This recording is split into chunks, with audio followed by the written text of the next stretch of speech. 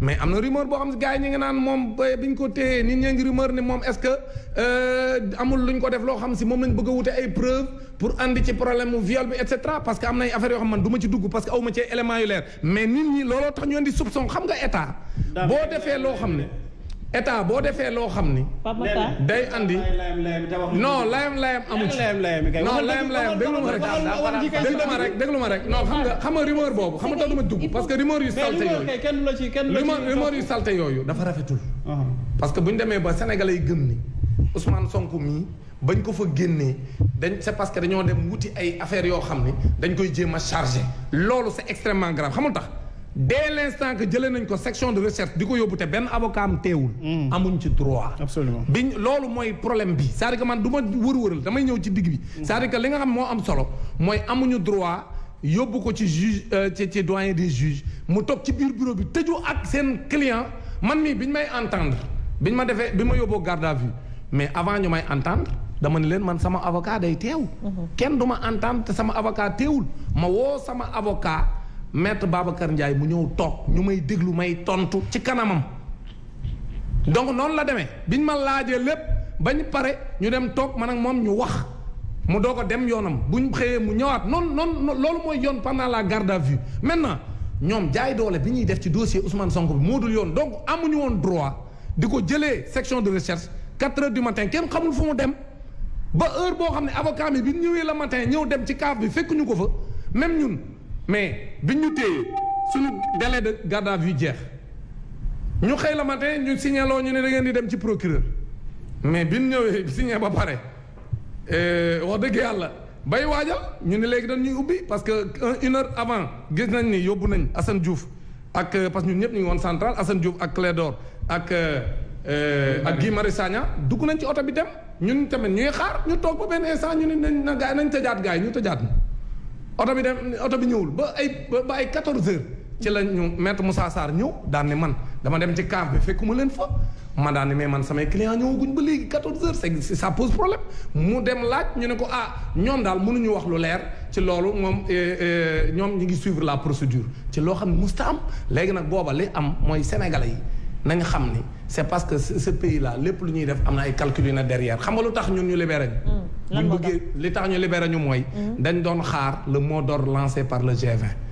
le mot d'ordre lancé par le G20 et le G7 ñu ànd ko parce que G20 moo lancé mot d'ordre bi wax journée noire le lundi on exige la libération du camarade Dame Mbodj parce que dañ ma jaay doole man la ma doon defi constitution moo ma ko may ñu jox ma chef d'accusation bi ci njëkk ñetti chef d'accusation benn ñu ni man ak ñi ma àndal ñoo Abdou Karim Gueye ñu ni dañoo défier la décision de l'autorité préfectorale c'est-à-dire parce que interdire nañu marche bi parce que effectivement jot naa lettre bi et puis ñu bàyyi ba heure bi la neex doog ñu koy jox la veille léegi nag ñun bi ñu ko jotee amuñu woon sax temps pour nous préparer loolu lañ bëggoon mais la constitution nous donne le droit de marcher boobu lañ ñu tuumaal ni dañ ko défier deuxièmement ñu ni dañu violer l'arrêté interdisant les rassemblements pendant la pandémie ñu ne deuxième chef d'accusation troisième chef d'accusation ñu ne li ñuy tuumaal mooy menace loolu rek la ñu wuteeg Sonko menace de trouble à l'ordre public alors que Sonko dañ ne trouble à l'ordre public ci koo xam wàccul otoom xam nga pour ñu mën la tuumaal ne da ngaa def dara. xanaa kay da ngay wàcc sa oto. mais mesdames en revenant sur les faits aussi. da ngeen laaj autorisation. oui da ngeen dem ngeen laaj. laaj ñu autorisation baal ma leer. xaaral damay laaj. déclaration. waaw parce que régime déclaratif lañu. voilà mais nous ne sommes pas dans le régime. oui dans le cadre des manifestations. je sais. on n'est pas dans le régime d'autorisation. non dama bëgg mu am contradiction c'est-à-dire daam. tey dafa am ci structure yoo bokk am organisation yoo bokk. balaa dara dafa am ñu may waxtaan man leen Dame Mbodj nekkatul daamu jàngalekat yëpp parce que ci lépp loo xam ne mu ngi ci réew mi il prend sa voix di ko ci teg. créer la coalition citoyenne. Ouais, le peuple. Mais en dehors de ça vous avez fait une demande joxuñu leen ko. non buñ ñu demande. moo wax waa léegi vous avez fait une déclaration. voilà xam nga vous avez fait une déclaration. mais ma leeral rek foofu. La manif n'a pas été autorisée.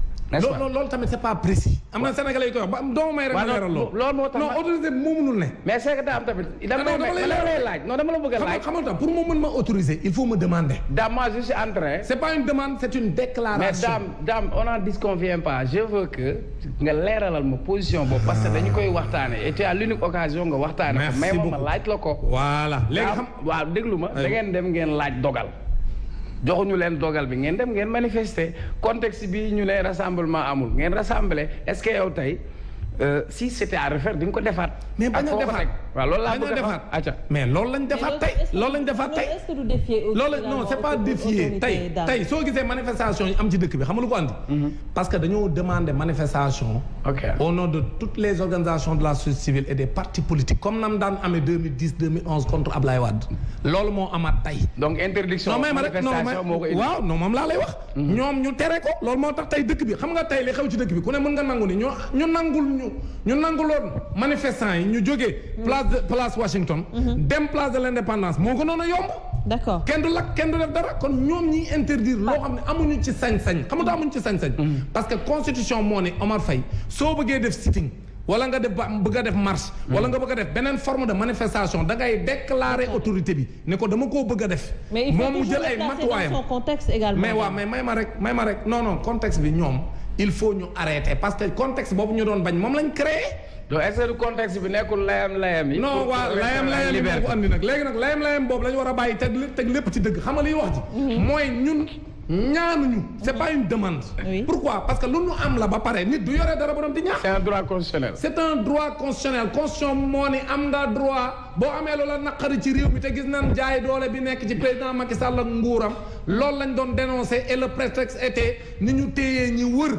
coowal Ousmane Sonko. président Macky Sall parce que man tuddewuma ko coow li tuddee ko man dama requalifier mbir mi dootul Adji Sarr Sonko man dama ko tuddee Sonko Macky Sall parce que Macky Sall moo ni rëcc ci mbir mi c'est un complot d'État qui est très clair te Adji Sarr ci boppam ku xool ak ni mu demee ak ni nga koy protéger benn mbokkam mënut a jot ci moom nga xam ni État moo am intérêt ci mbir mi kon nag man dama jàpp ne am nañ droit manifester léegi nag ñu jaay ñu doole tëj ñu dem ba ci biir nag ñu gis ni. jàngalekat yi mobilisé wu nañ pour ñun suñu cas. parce que ñoom ñeneen sax dañ naan la. jàngalekat yi sauvé nañ parce que man liñ ma chargé moom lañ chargé Ousmane Sonko ba teg nañ sax loo xam chargé wu guñ ko Sonko man nag biñ ñëwee lundi boobu ñu waroon a yóbbu ci procureur pour déférer ñu ci lañ gis ne la mobilisation des enseignants était forte. élèves yi di def may ma dagg booy. élèves yi di def ay marches. di exiger que ñu libéré ma. léegi nag ñoom ñu dugalaat ñu pour xool la situation lan lay joxe ñu gis ni partout dans le pays le mot d'ordre est suivi. ma ciy profiter aussi. di wax ne déclaration catastrophique bi le directeur de la formation et de la communication def tey. c'est extrêmement grave parce que dafa génn ci médias yi. wax ne jàngalekat yi ñoo génn élèves yi tey. maanaam bële ñu may exiger sama libération ay marches yu bëri amoon na ci dëkk bi pour ñu libérer ma mais boobu waxul woon loolu mais tey la wax ni élèves yi xam nga tey élèves yi ñoo génn dans beaucoup de régions. dañu élèves yooyu génn. jàngalekat yi ñoo leen manipuler pour ñu génn et que loolu c'est non seulement c'est pas le cas mais extrêmement grave et moi j'ai dit à mes camarades kii nañ ko poursuivre pour mu regretter ses propos parce que ce qu'il a dit c'est extrêmement grave amu ci benn preuve dafa toog wax lu ko neex alors que élèves yi ay intellectuels lañ contrairement à ce que les gens pensent léegi xale amatul léegi gis ngeen fii ci réseaux sociaux yi ay xale yu am 2 ans que 3 ans taxaw naan libérer Sonko waxontuma la xale yu am 16 ans 17 ans 18 ans 19 ans donc il faut qu'on respecte les gens les élèves ay xale lañ yoo xam dañuy rêver Ousmane Sonko nekk seen président c'est important xam nga loo tax man dafa lay daanele neewoon naa leen fii ci débat mu fi mujj a ñëw ma ne leen Ousmane Sonko man ànduma ak moom mais Ousmane Sonko du Khalifa Sall Ousmane Sonko du Karim Wade néew ma ñoo yemi droit nag ci réew mi ñoo yemi droit mais yemuñu dayo xam nga lu tax yemuñu dayo Ousmane Sonko li xew nii won na ko lu tax coowal Khalifa Sall ak Karim Wade tax mel woon nii lu tax nit ñi tiitewul nii parce que Ousmane Sonko day porter un projet boo xam ne comme ni ma koy waxee depuis 1962 dañ doon rêver un dirigeant bu mel ni le président Mamadou Dia parce que en 62 le président Senghor dafa lëkkaloo woon ak France. ñu jaay doole président Mamadou Dia pourtant Sénégal yëpp xam nañ ni projet ba mu doon porté pour sellal ak alalu réew mi pour mu delluwaat ci Sénégalais yi loolu moo taxoon France ànd ak Senghor pour ñu faagaagal ko ba noppi nag tuumaal ko ne moom moo leen coup d'état alors que Senghor moo coup d'état Mamadou Dia kon nag looloo tax Sénégalais yi tamit ni ñu gëmee Ousmane Sonko c'est projet bi muy porté la moom Ousmane Sonko kon